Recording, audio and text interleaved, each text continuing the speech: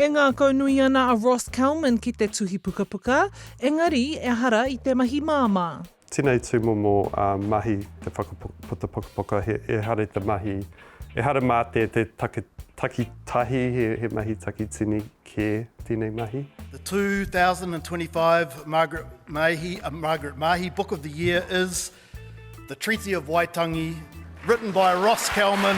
Nā tōna pukumahi, kua whiwhi ia te taonga o te pukapuka o te tau i te pōtuku taonga mō ngā Tohu Pukapuka o Aotearoa, mō ngā tamariki me ngā rangatahi.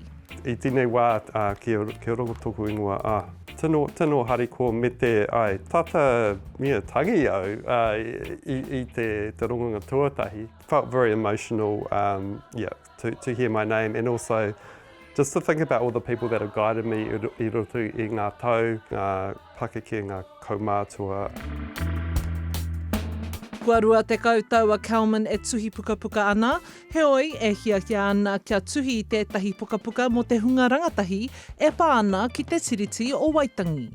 I just wanted to just give an easy introduction to this important kaupapa for rangatahi through to pakeke in ways that they could understand, but also I didn't want to ram it down their throats as well. I wanted to present the information and then let the reader decide which way they want to go about the treaty. It's such an important kaupapa for our country, and it's still so relevant today, even perhaps more relevant than when it was signed.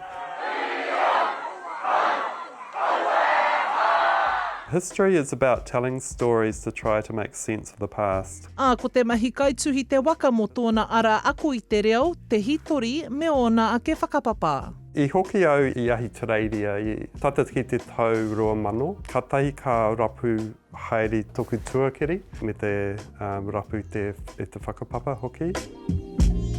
Heoi, e ngana ana Calman kia kōrerotia te kaupapa nei. At a time when the relevance of the Tiriti is being questioned, Ross Calman makes the case for its enduring power as this country's founding and legitimising document with refreshing integrity. This book, like the Tiriti itself, is for us all. My take on it is that it's there and it's here to stay, like that. The treaty, you can't, no matter how much you might want to put it into the background, it's not going to affect the actual treaty. The treaty itself is its own mana, its own standing, and it's just going to always be there. The past is not a mathematical equation to be solved. We can only access it through a multiplicity of perspectives and narratives. Engari nō nāia nei, ka toro atu a Calman ki ngā kura huri noa i te motu me tāna pukapuka. I'm really looking forward to getting more feedback from schools and from tamariki, and just talking about the treaty and seeing how much they already understand. Just in my initial interactions with children that I've done, I've found that they actually know more than I thought they would know already, so that's quite encouraging. Kia ako ai te rea ngā hou, e pā ana ki te tiriti o Waitangi. Hora Kairangi Nicholas, Tahu News. Toi tū te tiriti, kia ora. Toi tū te tiriti.